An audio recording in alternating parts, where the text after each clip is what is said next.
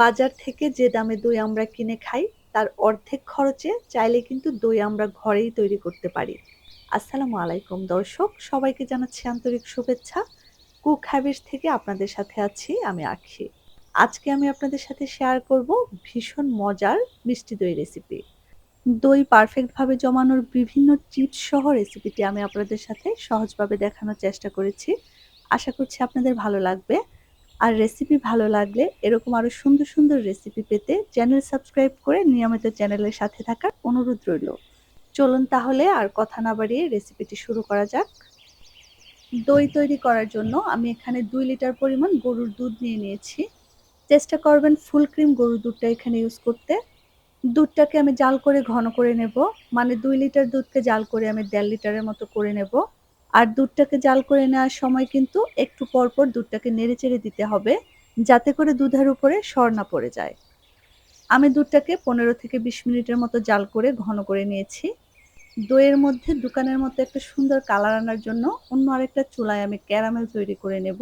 তাই চুলায় একটি প্যান বসিয়ে দিয়ে দিচ্ছি 2 টেবিল চামচ পরিমাণ চিনি এবং 1 টেবিল চামচ পরিমাণ পানি।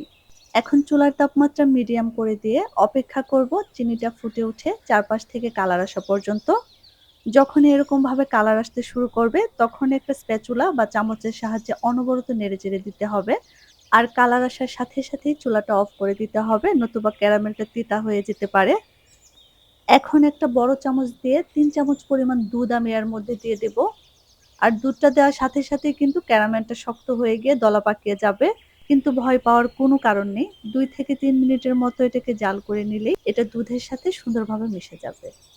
এখন এটাকে চুলা থেকে নামিয়ে এক সাইডে রেখে দেব এবং আমরা যে দুধটা জাল করতে বসিয়েছিলাম, এখন ওই দুধটাকে মিষ্টি করার জন্য পরিমাণ মতো চিনি অ্যাড করব।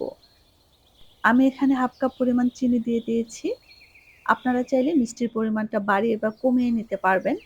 তবে 2 কেজি পরিমাণ দুধের জন্য কিন্তু হাফ কাপ পরিমাণ মিষ্টিটাই একদম পারফেক্ট। চিনিটাকে আমি খুব ভালোভাবে মিশিয়ে 2 থেকে 3টা বলক উঠিয়ে নেব। 2 থেকে 3টা বলক উঠে গেলেই ক্যারামেল করা দুধটা এর মধ্যে মিশিয়ে দেব এবং খুব ভালোভাবে মিশিয়ে নিয়ে চুলার তাপমাত্রাটা অফ করে দেব। দেখতেই পাচ্ছেন ক্যারামেল করা দুধটা মিশিয়ে দেওয়ার কারণে কিন্তু দুধের কালারটা অনেকটাই চেঞ্জ হয়ে গিয়েছে। আর এই দুধটা দিয়ে যখন আমরা দই তৈরি করব, দইয়ের মধ্যেও একটা দোকানের মতো সুন্দর কালার আসবে। দুধটাকে আমি চুলা থেকে নামিয়ে নিয়ে নেড়েচেড়ে তাপমাত্রাটা কমিয়ে নেব। এখন দুধটাকে আমি একপাশে রেখে দিয়ে দই বীজটা রেডি করব। আমি এখানে 1 কাপ পরিমাণ টক দই একটা ছাঁকনিতে নিয়ে নিয়েছি, যাতে করে দইয়ের মধ্যে থাকা এক্সট্রা পানিটা পড়ে যায়। এভাবে করে টক দই থেকে এক্সট্রা পানিটা ফেলে দিয়ে তারপর দইয়ের মধ্যে ইউজ করলে দই তৈরি করার পর কিন্তু পানি ছেড়ে দিবে না। কাঁটা চামচের সাহায্যে টক দইটাকে আমি খুব ভালোভাবে ফেটিয়ে নিয়েছি। এখন এটাকে আমি ঘন করে রাখা দুধের মধ্যে দিয়ে দেব। তার আগে কিন্তু অবশ্যই দুধের তাপমাত্রাটা চেক করে নিতে হবে। একটা আঙুল চুবিয়ে সহ্য করা যায় এমন পর্যায়ে যখন তাপমাত্রা আসবে, ঠিক ওই পর্যায়ে টক দইটা দুধের মধ্যে ঢেলে দিতে হবে। একটু বেশি গরম অবস্থায় টক দই মেশালে কিন্তু দুধটা ছানা কেটে যাবে। আবার খুব বেশি ঠান্ডা করে দুধটা মেশালে কিন্তু দুধটা জমতে প্রবলেম হবে। তাই কাজটা একটু সতর্কতার সাথে খেয়াল করে করতে হবে। টক দইটাকে খুব ভালোভাবে নেড়েচেড়ে দুধের সাথে মিশিয়ে নিয়ে আমি দইটাকে একটা মাটির হাঁড়িতে সেট করব। এজন্য আমি একটা মাটির হাঁড়ি নিয়ে নিয়েছি। প্রথমে মাটির হাঁড়ির মধ্যে সামান্য পরিমাণ টক দই আমি লাগিয়ে নেব। তারপর দইয়ের জন্য রেডি করে রাখা দুধটা হাঁড়ির মধ্যে ঢেলে দেব। আমি একটু উঁচু থেকে ঢালছি, যাতে করে দইয়ের উপরের দিকে দোকানের মতো ফেনার সৃষ্টি হয়। আর দই তৈরি হওয়ার পর ফেনাগুলোর কারণে কিন্তু আমার কাছে দেখতে ভালো লাগে।